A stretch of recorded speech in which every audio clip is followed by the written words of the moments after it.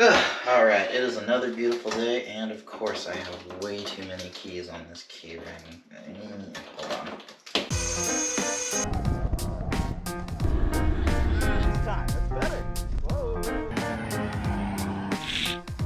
So yeah, the WRX is officially ready.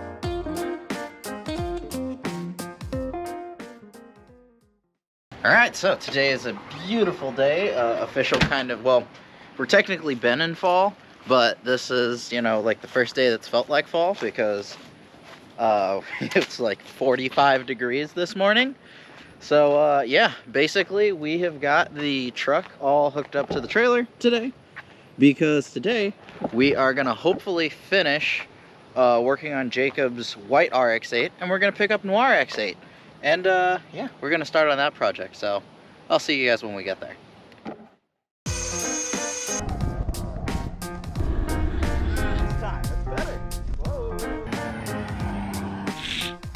So yeah, the WRX is officially ready.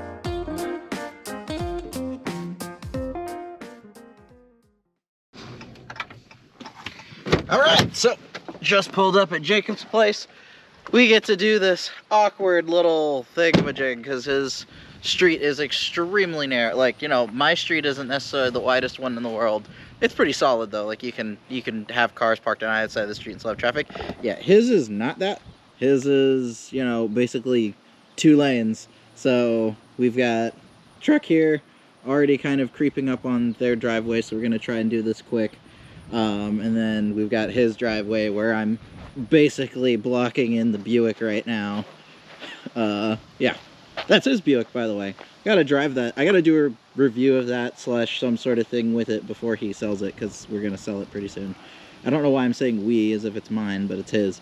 So yeah, so anyway, we're gonna pull the RX-8 out because again we can't run it, so basically we're gonna push it out, face it the wrong way on the wrong side of the street, and then pull it whoop, up onto the trailer. So we're gonna go ahead and do that, and yeah, that's that.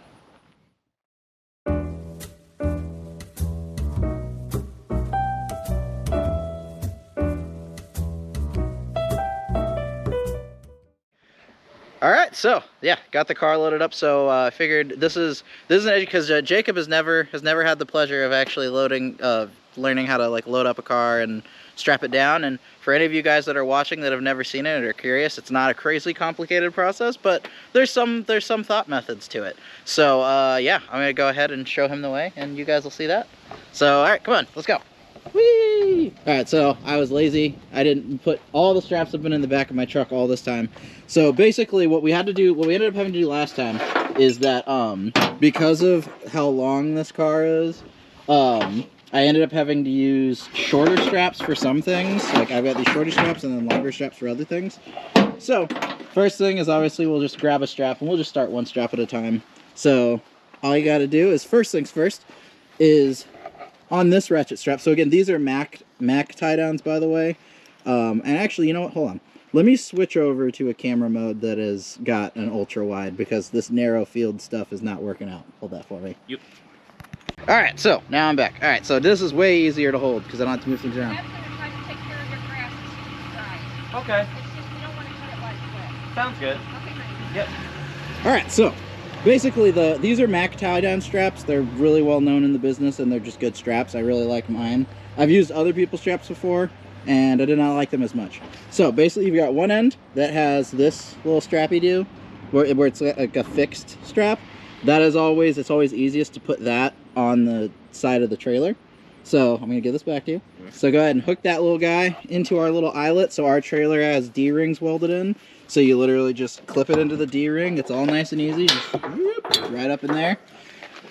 And then basically, based upon how far out it goes here, so you can see this goes out about that far. So this is likely, it was the rears where I had to use the short straps. Yep. So do you have a short, that's a long strap in your hand. Yeah. Grab that short strap. All right, so then basically just fish that short strap through any of the spokes there. And basically you're just wrapping it. Or all the way through? So just around the spoke. So yeah, exactly like that. And then go ahead and pull that. And so it's unlatched now, so you might have to tug on it a little bit, but it should come out a bit. Yep, there you go. And yeah, that should be plenty far enough.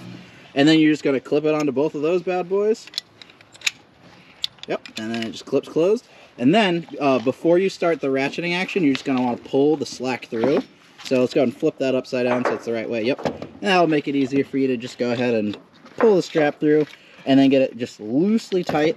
So actually what we're going to want to do, so see how there's a twist in it? So go ahead and unclip this and flip it over the other way. Because you never want to have twists in your tie down because it puts undue stress in the direction in which the strap is the weakest.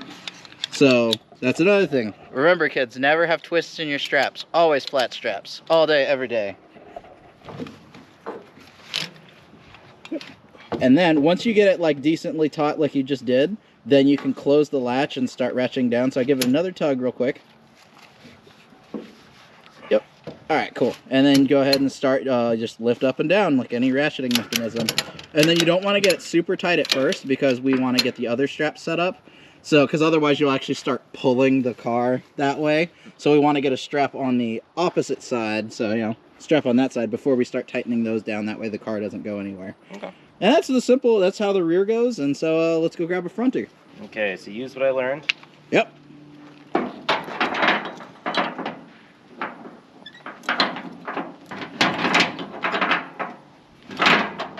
Whoop.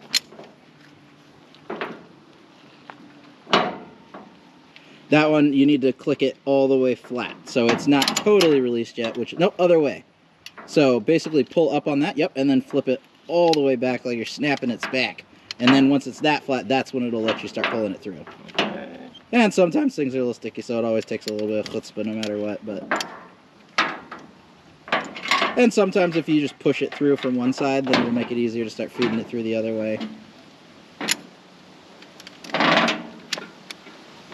There you go. Now you got it flatter, so I think it was a little bit unreleased at that moment. There you go. And then you got plenty more than what you'll need, really. So then you take the long strap, and then this time actually wrap it around the tire, like through the wheel and around the tire, because these ones are long enough for that. And then just put the little D-ring through that hole. Yep. Just fish it. Oh, no, sorry. The other way? Yeah, okay. This goes through that. Like, yeah. Yeah. And so, I actually should have mentioned this. So, you notice how it's still a little bit long. Like, we don't have a lot of distance between there and there. So, what we're actually going to do, and this, like, we didn't do anything wrong. It's just that depending on what position the wheel is in, sometimes you have to do it one way, so you have to do it the other. So this time, so go ahead and unloop it through, and this time actually loop it behind that spoke, because that'll shorten the length of that, basically. So it's a little bit easier, because that's always the fun game that you play with these, is trying to get everything to be just the right length so that you can ratchet things down the right amount. Because basically you don't ever want the strap to be super short, because then you're ratcheting down on this sewn part, and this doesn't feed through the ratchet very well. Like, it can, but you just don't want to if you don't have to. I think that's flat. Yeah. So then I go ahead and pull that strappy boy through, and yep, it is flat. And so you see how it's still a little bit on the short side, but actually, you know what? I think that might still be a little too short. So what we're gonna do... I don't think we can do another one. What do you say? I don't think we can do another one. No, we can't do another one back, so this one is going to make us use... actually, you know what? I wonder if we'll end up needing to... Because if we wrap that one around... So yeah, actually, that's what it was. We had to use the shorty straps on the front and not on the back. So, yeah. Anyway, we're gonna go and fix that. You guys get the gist.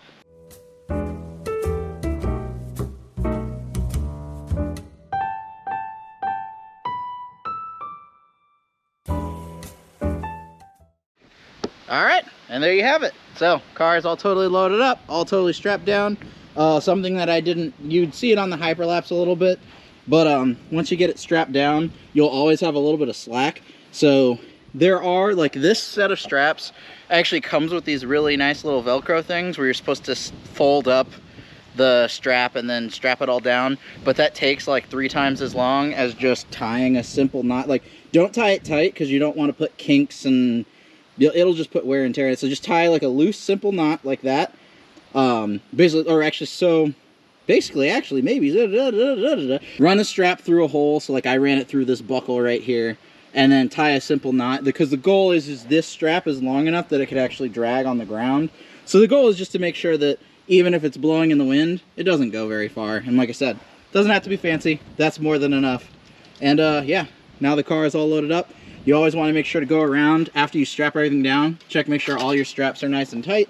And then once you finish checking to make sure everything's all tight, then you just go around, do a quick safety check. Like in my case, I make sure that my ramps are clipped in, both ramps are clipped in.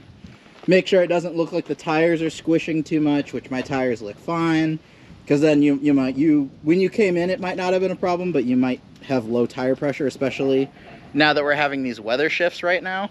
Like it was like 45 degrees this morning. I drove my S2K to Cars and Coffee and it was low as heck. And then lastly, make sure all your stuff's hooked up. Make sure your chains are hooked up. Make sure your emergency brake, if you have it, is hooked up.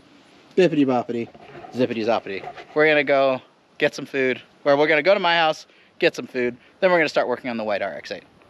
Say hi, Jacob. Hi.